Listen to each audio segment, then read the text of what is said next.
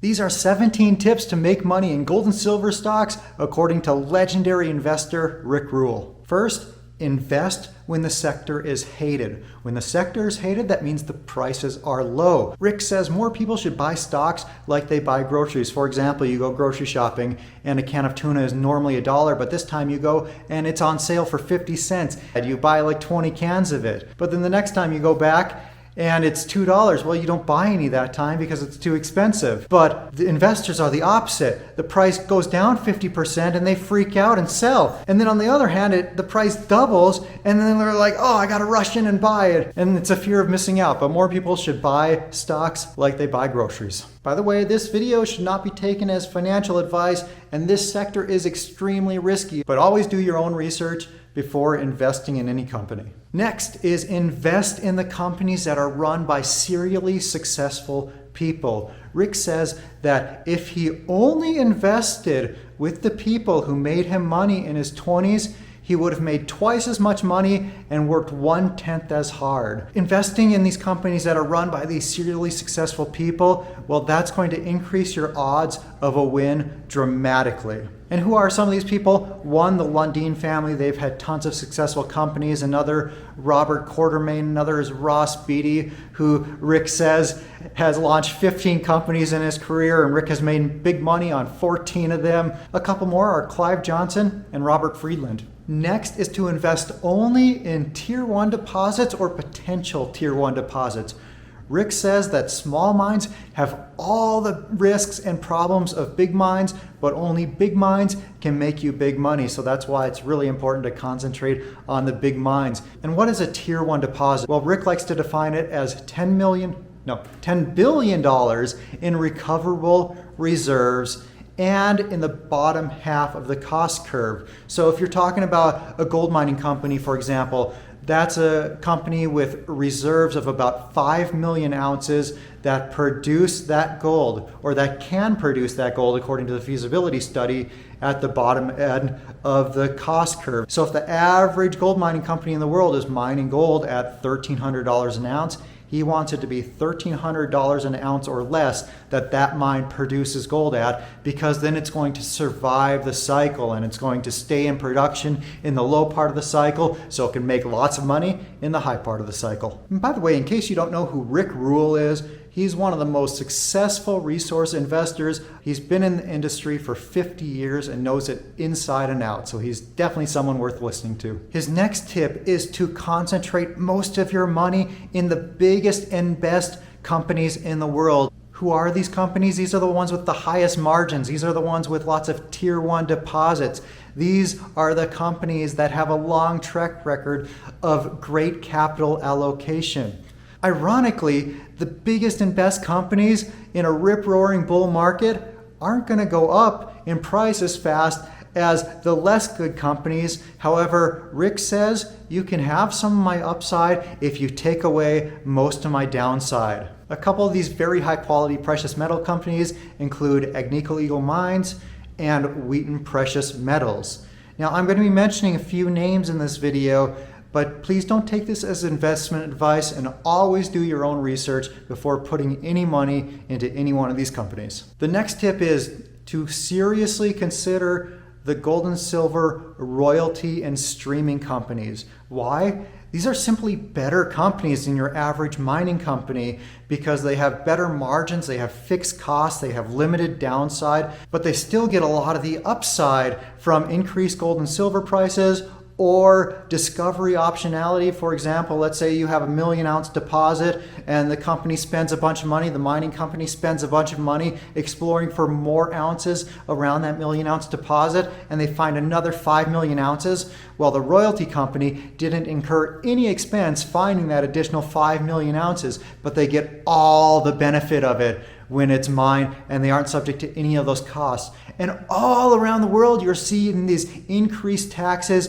increased social rents, the government taking a bigger take in these mines, and the royalty or stream holder isn't subject to these. So these royalty and streaming companies limit your downside a lot, but also they still perform very, very well when gold prices are going up. But when gold prices are going down, they don't perform nearly as bad typically as the regular mining companies. And by the way, a couple of great royalty and streaming companies include Royal Gold and Franco-Nevada. The next tip is to look into the prospect generators like the royalty and streaming companies. This is also a very low-risk business model.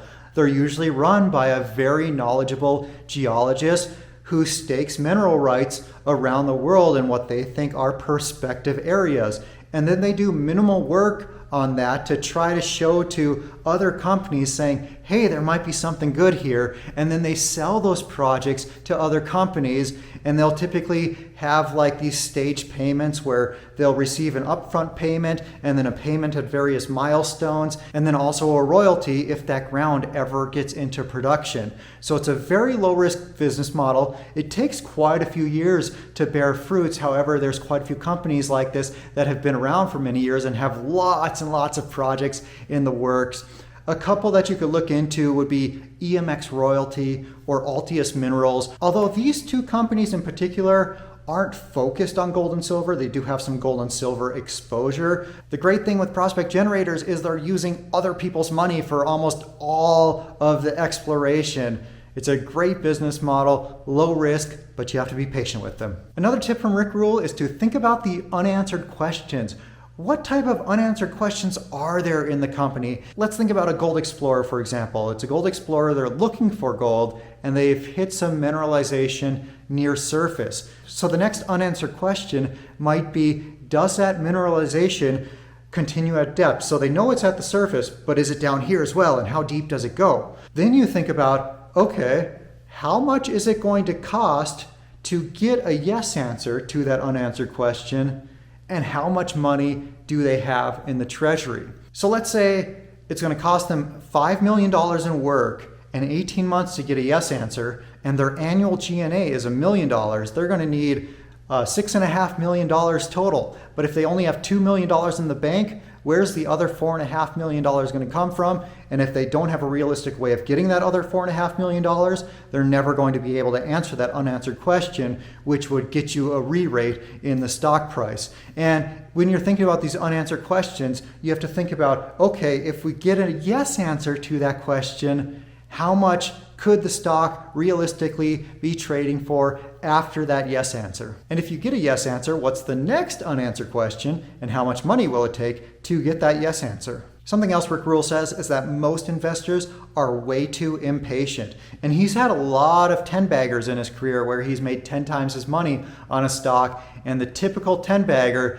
took 5 or 6 years to complete. And it's because they were answering a series of these unanswered questions, and they got a yes answer. The stock doubles. They get another yes answer. It doubles again. But in between each yes answer, there might be a year or two. Have some patience with these and be thinking about those unanswered questions and what comes next to build that next step on that value ladder. Some of the most important tips from Rick are coming up next. But first I want to introduce myself. My name is Jordan, and I've been a mining stock investor for 17 years. I'm no Rick Rule, and I've made a lot of mistakes. So if you'd like to learn from my mistakes and learn what I'm investing in personally, go to miningstockmonkey.com and sign up for my free newsletter. His next tip is to invest in companies that are very, very careful with their general and administrative expenses. If a company has high G&A, it's likely you can just throw that in the trash pile. And a lot of these gold and silver companies out there are actually totally worthless, or well, they should be totally worthless, and they're actually lifestyle companies. These management teams are raising money just so they can continue paying themselves their fat salary for a couple more years, but they never actually have any intention of developing value for shareholders. So how do you know if G&A is too high? Well, you're going to look at their filings to figure out how much money is going into G&A versus how much is going into the ground. And a pretty good rule of thumb is that no more than 20 or 25% should be going into general administrative expenses, and 75 or 80% should be going into exploring for gold. Rick's next tip is to choose those companies where management is aligned with shareholders. So does the CEO own a lot of stock? Rick likes to see the CEO having 5 times their annual salary in stock or more. And you can ask, how much stock do they own? At what price did they pay to get that stock? Because if they own a bunch of stock, but they got it for like a fraction of a penny when they started the company, well, then that doesn't really count. And also, try to figure out what percentage of the CEO and upper management's net worth is in stock of that company, because if a high percentage of their net worth is in that company, you bet they're going to be working their butts off day and night to make sure that's a success. And those management teams that own a lot of stock are going to be much more likely to act in the best interest of you, the shareholder, than someone who doesn't own any stock. If they don't own any stock, they're probably going to act in their best interest and not in your best interest. The next thing that Rick likes to know is, has this management team been successful at this task in the past? So if, for example, somebody has never had any experience in gold and silver, well then probably don't invest in them. But also, let's say they've had success running a gold mining company in West Africa, and now they're exploring for gold in Nevada. Those are two very different skill sets and probably not very relevant to one another. So you want their skill set that they've been successful in the past to be relevant to what they're doing today. Rick's next piece of advice is that if the reason to own a stock goes away, the stock must go away. You must sell the stock. So earlier I was giving the example of trying to figure out if the mineralization extends to depth. Like, you know it's at the surface, but is it down here? Well, let's say they drill that and they hit a blank. There is nothing at depth. Well, then in that case, it's probably not going to be a tier 1 mine, so you sell the stock even if it's at a loss. It's a lot better to take a 30 or 40% loss than it is to take a 100% loss. And if you're investing in gold and silver explorers, you're going to have a lot of losers. Even if you follow every tip in this video and you research like crazy and you choose the best management teams and the best projects, you're still going to have a lot of losers. So you have to minimize those losers so then your big winners can more than make up for them. Rick's next piece of advice is to call up the CEO and ask your questions directly to him.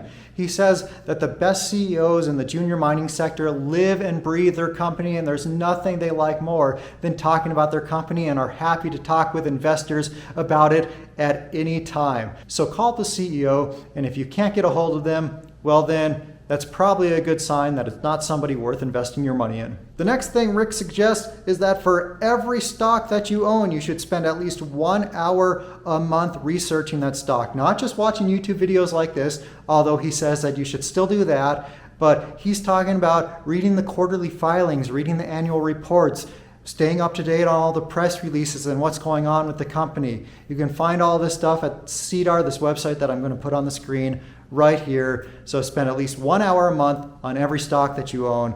And personally, I think that's too little, but at least 1 hour a month. The next tip from Rick is that you need to be emotionally and financially prepared to lose money. Like if your stocks go down 50%, you cannot be freaking out because that's going to happen. This sector is incredibly volatile. So you have to be mentally prepared for that and never invest more than you can afford to lose. Like if it's going to make you lose sleep at night, maybe investing in the sector isn't right for you. So I took a break for a couple of minutes and my husky jumped up and wanted a hug and scratched me on the face. So that's what those red lines are. But the next thing that Rick says is that too many investors pay too much attention to price and not enough attention to value.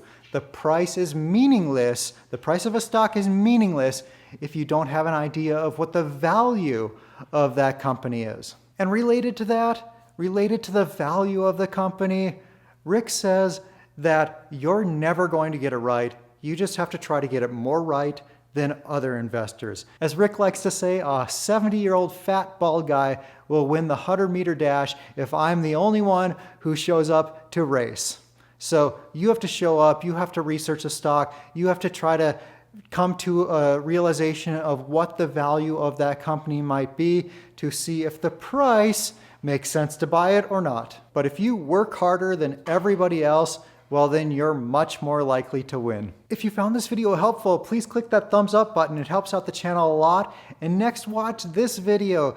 It's Rick's biggest tips on how to lose money investing in gold and silver stocks.